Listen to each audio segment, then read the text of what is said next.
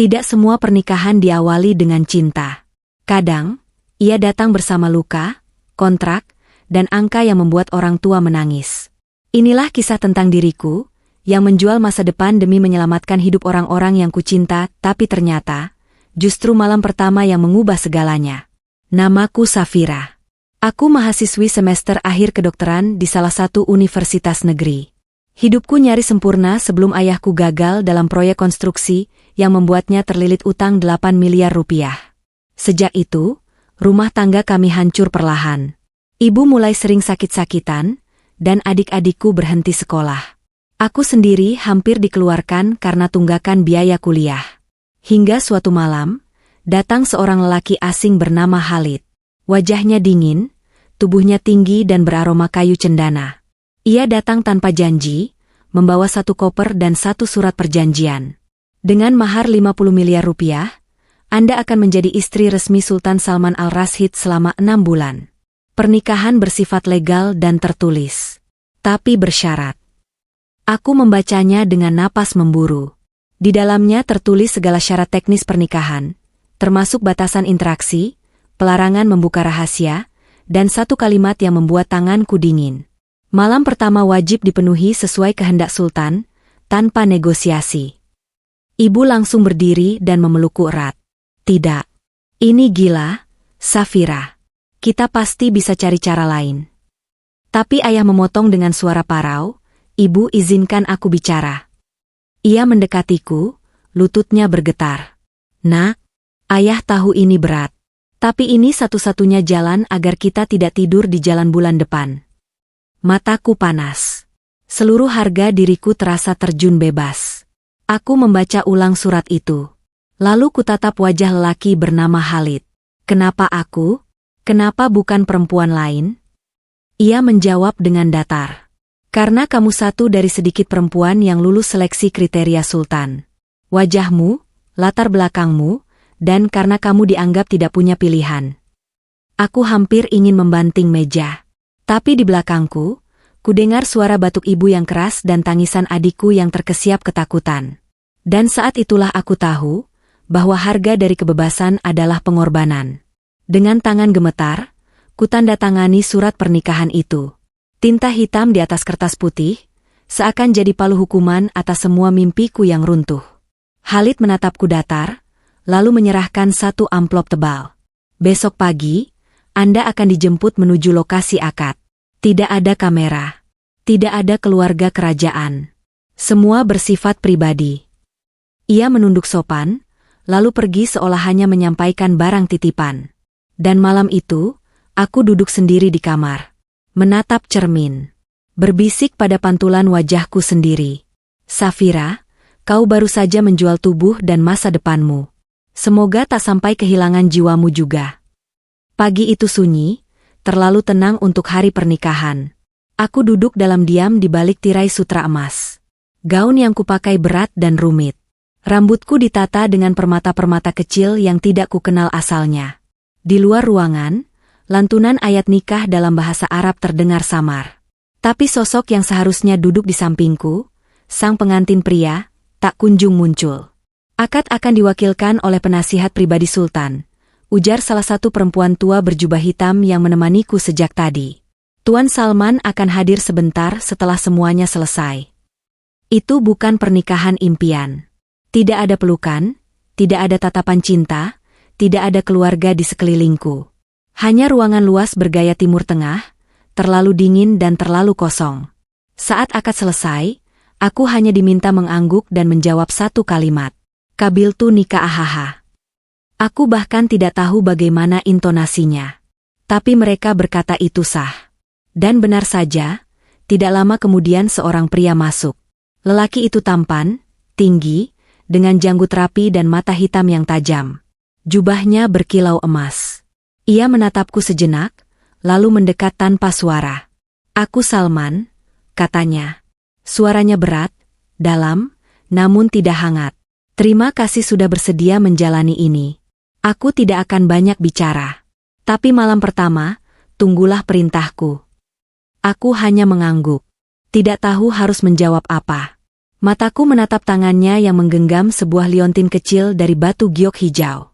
Ia menaruhnya di meja, lalu pergi begitu saja, seolah kehadirannya di dunia ini pun hanya sesaat. Keesokan harinya, aku dibawa naik pesawat pribadi menuju tempat yang katanya, rumah kedua, Sultan. Lokasinya dirahasiakan, tapi aku tahu ini bukan sekadar rumah. Ini istana yang tersembunyi di tengah gurun, dijaga ketat, dipenuhi aturan. Begitu turun dari pesawat, aku disambut oleh para perempuan bercadar. Tidak ada satupun pria selain pilot dan pengawal istana yang berdiri jauh dari pandangan. Mulai sekarang, tidak ada akses keluar, ucap salah satu dari mereka. Ini adalah tempat suci milik pribadi Sultan. Dan Anda sekarang adalah istrinya. Aku dibawa melewati koridor-koridor panjang. Dindingnya berhias ukiran ayat-ayat suci, langit-langitnya tinggi menjulang dengan lampu kristal yang menyilaukan. Di dalam kamar, aku tidak menemukan cermin. Tidak ada jendela. Tidak ada jam. Kenapa kamarnya seperti ini? Tanyaku pelan kepada Laila, salah satu pelayan yang tampak paling muda dan ramah. Ia hanya menjawab, karena Tuan Salman tidak ingin waktu mengikat siapapun di tempat ini. Termasuk Anda. Hari-hariku berjalan aneh. Makanan selalu datang tepat waktu, tapi tak pernah kulihat siapa yang membawanya. Surat-suratku untuk ayah dan ibu dikumpulkan setiap malam, tapi aku tak pernah tahu apakah mereka menerimanya atau tidak. Bahkan salatku pun dilakukan sendirian tanpa suara azan. Malam demi malam berlalu dalam sunyi. Hingga suatu malam, Laila mengetuk pintu dan berkata, "Bersiaplah. Malam ini, Tuan Sultan akan datang." Dan perintahnya telah disiapkan. Pintu kamar itu terbuka perlahan. Wangi gaharu memenuhi udara, membuat jantungku berdetak makin kencang. Aku duduk tegak di atas ranjang, memakai jubah putih panjang seperti yang diperintahkan. Lampu ruangan diredupkan, hanya satu lentera di sudut yang menyala, menciptakan bayangan aneh di dinding. Salman masuk dengan langkah tenang. Ia mengenakan jubah hitam polos, tanpa emas, tanpa simbol kerajaan. Hanya sepasang mata gelap itu yang menatap lurus ke arahku, membuat tubuhku gemetar. "Tenang," katanya pelan. "Aku tidak akan menyentuhmu malam ini." Ucapannya membuatku bingung. Malam pertama? Bukankah ini seharusnya jadi malam yang paling menyeramkan? Ia duduk di kursi panjang di seberang tempat tidur. Tangannya membuka sebuah kotak kayu kecil, dan dari dalamnya, ia mengeluarkan secari kertas tua berwarna kecoklatan. Di sudut kertas itu ada noda merah, seperti darah yang sudah mengering sejak lama. "Sebelum kita mulai, aku ingin kau membaca ini," katanya sambil menyerahkan kertas itu padaku. Aku mengambilnya ragu. Tulisan tangan Arab bercampur Inggris memenuhi permukaan kertas. Dan begitu aku mulai membaca, mataku membesar. Itu surat dari seorang perempuan. Bahasa dalam surat itu penuh haru, seperti ucapan terakhir. Dan di akhir kalimat, tertulis sebuah permintaan aneh. "Jika kau menikahi perempuan lain kelak, aku ingin dia menuliskan ulang surat ini dengan darahnya sendiri. Untuk mengenangku, dan mengikat janji bahwa kau takkan pernah melupakanku." Tenggorokanku tercekat. "Apa ini? Surat dari istrimu yang dulu?" Salman mengangguk pelan. "Namanya Zahra. Ia meninggal 3 tahun lalu karena kanker darah. Tapi sebelum pergi, ia memintaku berjanji satu hal. Bahwa siapapun perempuan yang menggantikan posisinya, harus menulis surat ini bukan karena terpaksa, tapi sebagai bukti cinta." Aku tak bisa berkata-kata. Tubuhku terasa dingin. "Kau ingin aku menuliskan ini dengan darahku sendiri?" Ia bangkit perlahan dan berjalan ke arahku. "Hanya jika kau bersedia. Jika tidak, pernikahan ini tak akan kulanjutkan. Uangnya tetap milikmu. Tapi aku akan menghilang." Air mataku jatuh tanpa sadar. Di pikiranku, terlintas wajah ibu, ayah, dan adik-adikku. 50 miliar sudah diserahkan sejak sebelum akad. Tapi sekarang harga dari seluruh pengorbanan itu bukan sekadar tubuh, melainkan tetesan darah yang harus mengikat janji perempuan yang bahkan tak kukenal. "Aku tidak mengenalnya," bisikku lirih. "Bagaimana aku bisa melakukan ini untuknya?" Salman menunduk, suaranya pelan seperti doa. "Karena dengan mengenangnya, kau akan tahu bahwa tempat ini bukan sekadar rumah. tapi makam kenangan. Zahra bukan hanya cinta pertamaku. Ia adalah jiwa dari semua ini. Dan aku ingin istriku menyentuh jejaknya sebelum menyentuhku. Tanganku gemetar. Kertas itu masih dalam genggamanku, kini terasa berat seperti batu. Di depanku, lelaki yang kupikir hanya membeli tubuhku, ternyata menyimpan luka yang lebih dalam dari yang bisa kubayangkan. Malam pertama ini bukan tentang ranjang, tapi tentang darah, tentang hati, tentang warisan cinta yang belum selesai. Aku duduk di meja kayu tua, sendirian. Di hadapanku, kertas surat milik Zahra telah dibuka kembali. Di sebelahnya, sebatang pena tajam yang ujungnya disiapkan untuk meresap darah. Dan sebuah pisau mungil dengan gagang emas. Laila berdiri di belakangku, diam. Ia membawa kain kasa dan semangkuk air hangat. Tidak perlu banyak, bisiknya. Hanya setetes darah dari jari. Tapi harus kamu sendiri yang menggoresnya. Tanganku gemetar. Tidak karena takut rasa sakit, tapi karena aku tahu ini bukan sekadar simbol. Ini pengikat jiwa, warisan cinta dari seorang perempuan yang bahkan tak sempat kulihat wajahnya. Kupandang jari telunjukku. Pelan-pelan kutekan ujung pisau pada sisi kulit, hingga terasa perih yang tajam, lalu muncul setitik merah di permukaan. Laila cepat-cepat mengangsurkan pena. Dengan tangan yang sedikit menggigil, kupindahkan tetes darah itu ke ujung pena. Lalu kutuliskan ulang kalimat terakhir surat Zahra. Jika kau menikahi perempuan lain kelak, aku ingin dia menuliskan ulang surat ini dengan darahnya sendiri. Untuk mengenangku, dan mengikat janji bahwa kau takkan pernah melupakanku. Tinta darahku mengering seiring waktu. Di tiap huruf yang kutulis, terasa sebuah tekanan tak terlihat, seperti tangan seorang perempuan dari alam lain yang sedang menggenggam jemariku. Ketika selesai, aku menyerahkan surat itu pada Salman. Ia menerimanya dengan kedua tangan, lalu mengecup bagian atasnya dengan lembut. Matanya berkaca-kaca. Untuk pertama kalinya, aku melihat guratan luka dalam dirinya bukan dari dinginnya kata-kata, tapi dari lirihnya napas yang ditahan. Terima kasih, ucapnya pelan. Sekarang aku tahu, kau bukan perempuan biasa. Ia menyimpan surat itu dalam kotak kayu, lalu menaruhnya di balik dinding ukiran di ruangan tersembunyi. Saat ia kembali duduk di hadapanku, suasananya berubah. Ada kehangatan, ada tatapan yang tidak lagi tajam, melainkan rapuh. Aku tidak akan memaksamu untuk jatuh cinta, katanya. Tapi mulai malam ini, kita adalah pasangan yang sah. Dan aku ingin kau tahu, semua ini bukanlah sandiwara. Aku menatapnya, masih belum sepenuhnya percaya. Jadi, mengapa kau membayarku 50 miliar, jika yang kau cari hanyalah perempuan yang bisa menghormati kenangan masa lalumu? Ia tersenyum tipis. Karena cinta itu butuh ruang. Dan ruang hanya bisa dibuka dengan pengorbanan. Aku tidak tahu apakah kelak kau akan mencintaiku. Tapi jika cinta harus dibeli, maka biarlah aku membayarnya dengan harga paling tinggi. Aku menunduk. Tak ada jawaban. Tapi di dalam hatiku, sesuatu mulai bergeser. Lelaki ini, yang awalnya kuanggap sebagai pembeli tubuhku, ternyata sedang mencari jiwa yang bisa mengobati lukanya. Dan malam itu, untuk pertama kalinya, aku tidak lagi tidur dengan perasaan terperangkap, melainkan dengan hati yang mulai bertanya, siapa sebenarnya sosok Zahra, dan apakah aku mampu mengisi kekosongan yang ia tinggalkan? Hari-hariku mulai berubah. Istana yang dulu terasa seperti penjara perlahan menjadi tempat yang penuh teka-teki. Setiap sudutnya menyimpan sesuatu. Dan aku, entah sejak kapan, mulai ingin tahu lebih banyak tentang perempuan yang bernama Zahra. Siapa Zahra sebenarnya? Tanyaku pada Laila suatu pagi saat kami sedang berjalan di taman istana yang ditumbuhi bunga gurun. Laila menunduk. Ia bukan hanya istri sultan, tapi juga penolong ratusan perempuan di daerah perbatasan Yaman dan Arab Saudi. Ia diam-diam menyelundupkan obat, makanan, dan pendidikan ke kamp-kamp pengungsi. Aku tercekat.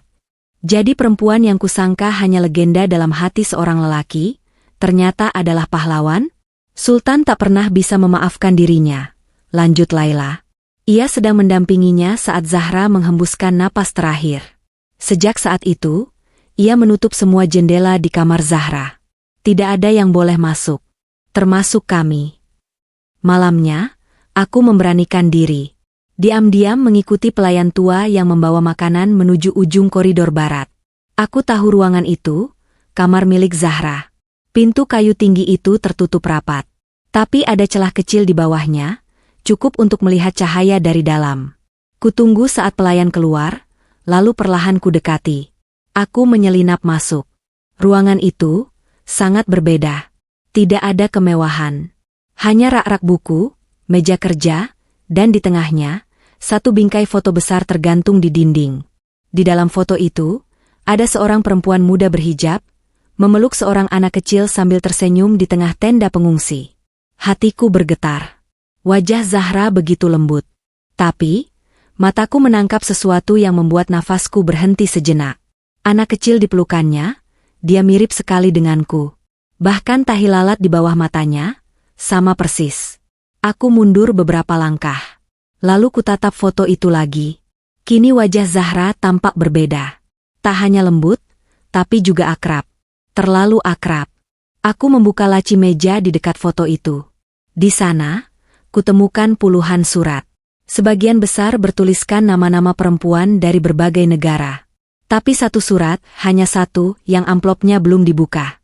Dan di sana tertulis, "Untuk anakku, jika takdir mempertemukan kita kembali." Tanganku gemetar saat membukanya.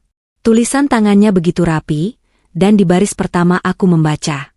"Jika kau membaca ini, berarti kau telah menjadi bagian dari kisah ayahmu. Aku Zahra, dan mungkin kau tak pernah tahu bahwa darah kita sama." Darahku seperti berhenti mengalir. Aku, anak Zahra? Ayahku? Sultan Salman? Kepalaku berputar. Dunia seperti terbalik. Lelaki yang baru saja kunikahi, ternyata menyimpan rahasia yang lebih gelap daripada yang kubayangkan. Aku jatuh terduduk. Tubuhku lemas. Surat itu jatuh dari tanganku, berserakan di lantai marmer yang dingin. Dan saat itulah, pintu di belakangku terbuka perlahan. Suara berat yang tak asing lagi berkata, "Aku tahu, cepat atau lambat kau akan menemukan kebenaran." Aku membeku. Tubuhku tak sanggup bergerak saat suara itu bergema dari balik pintu. Salman melangkah masuk perlahan, cahaya dari lorong memantul di matanya yang kini tak lagi keras, tapi kosong. Tanganku masih memegang surat itu. Surat dari seorang ibu, yang ternyata adalah ibuku juga. Rasanya seluruh dunia runtuh bersamaan dengan satu kalimat yang kini menjerat pikiranku. "Apa maksudnya? Aku anakmu?" tanyaku dengan suara nyaris tak terdengar. Salman menatapku lama, lalu mengangguk. "Ya. Kau adalah darah dagingku. Zahra, menyembunyikanmu karena ingin kau hidup bebas, jauh dari bayang-bayang kerajaan. Ia menitipkanmu ke pasangan di Indonesia, sahabatnya di masa muda." Mataku memanas. Jadi selama ini, aku tinggal bersama orang tua angkat? Mereka tahu siapa aku? "Iya," jawab Salman perlahan. "Tapi mereka berjanji takkan pernah mengungkapkan. Sampai pada akhirnya, aku mencarimu. Dan ketika aku menemukanmu, aku melihat sosok Zahra dalam dirimu. Tatapanmu, cara berbicaramu, semuanya mengingatkanku pada dia." Aku bangkit berdiri, dadaku sesak. "Lalu kenapa kau menikahiku? Apa kau tidak sadar apa yang sudah kau lakukan?" Salman mengalihkan pandangannya ke foto Zahra. "Aku tidak mencarimu untuk dinikahi. Awalnya, aku hanya ingin melihatmu dari jauh. Memberi kehidupan yang layak untukmu. Tapi saat proposal pernikahan itu diajukan oleh pamanmu yang tamak, aku merasa takdir sedang mengujiku." Ia menatapku penuh luka. "Aku pikir, kalau kau tumbuh tanpa tahu siapa aku, mungkin cinta bisa memaafkan takdir. Tapi ternyata aku salah. Aku terlalu egois." Air mataku jatuh satu-satu.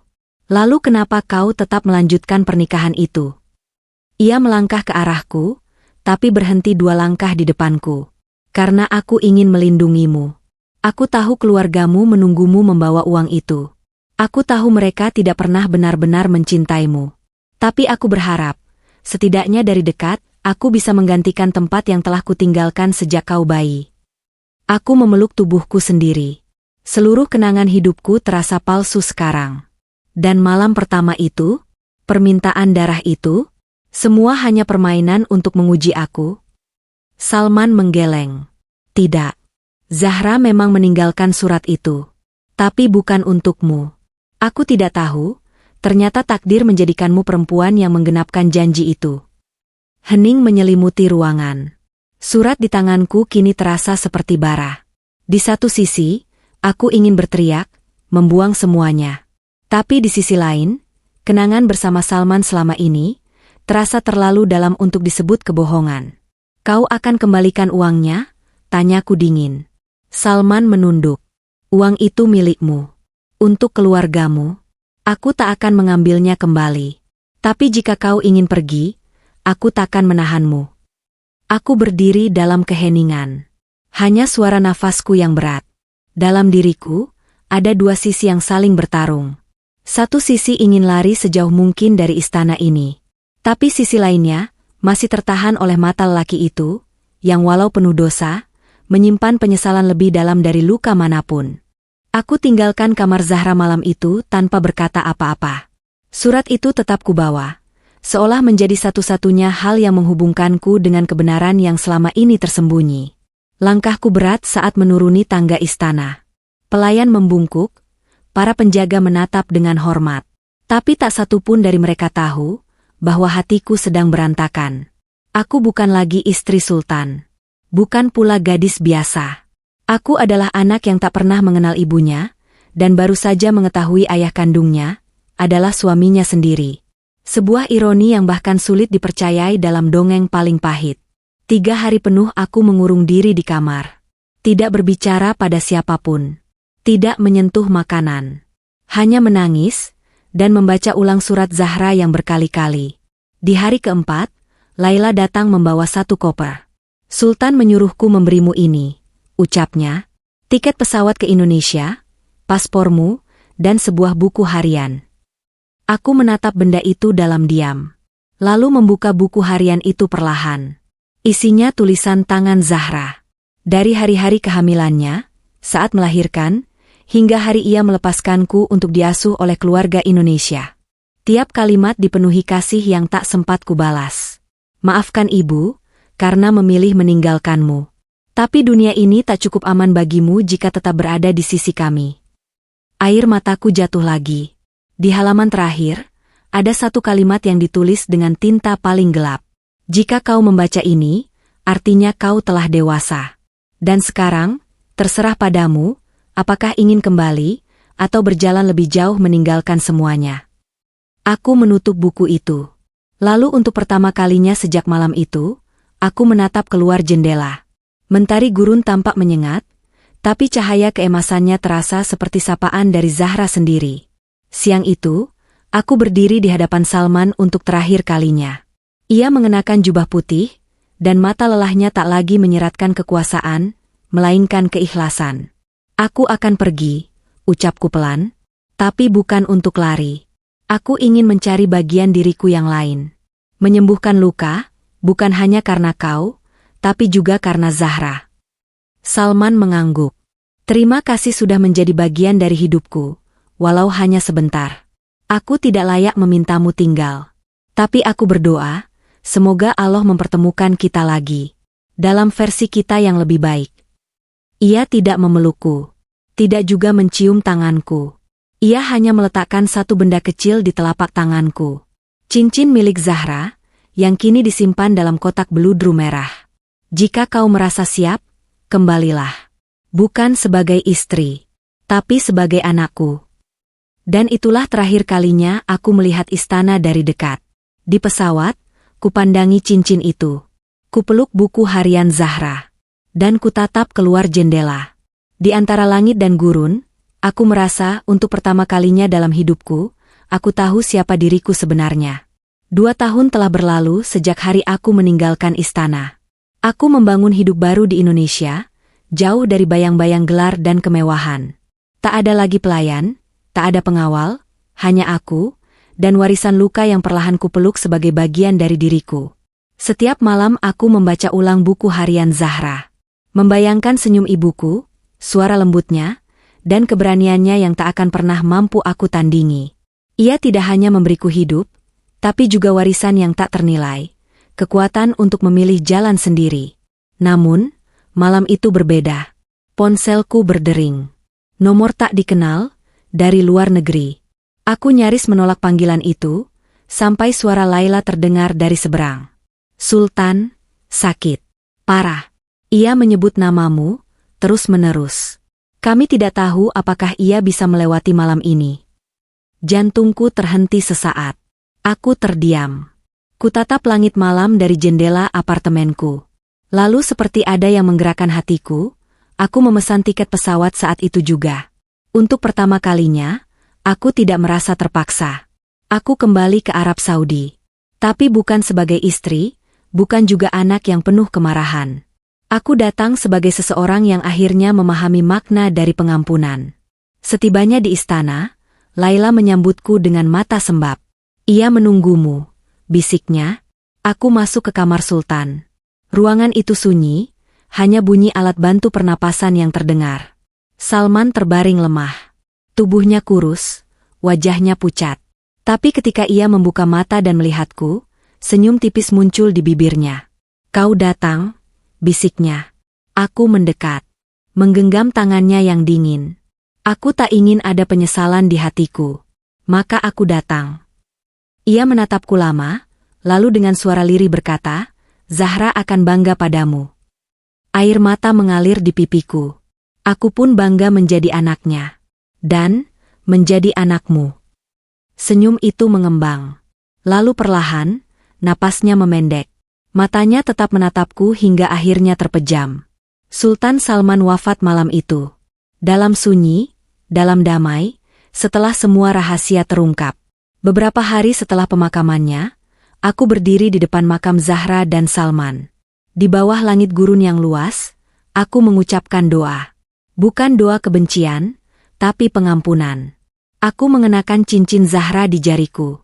Dan di saat itu, aku merasa tidak lagi sendirian.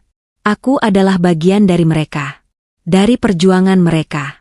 Dari cinta yang pernah salah jalan, namun akhirnya menemukan ujungnya. Kini aku tahu, kadang cinta tidak harus selalu memiliki. Tapi pengorbanan, penerimaan, dan kejujuran, itulah cinta yang sebenarnya. Dan malam pertama yang dulu kusebut sebagai gila, ternyata hanyalah permulaan dari kisah paling manusiawi yang pernah kualami. Sebuah takdir. Sebuah pengampunan. Sebuah cinta, yang akhirnya menemukan rumahnya.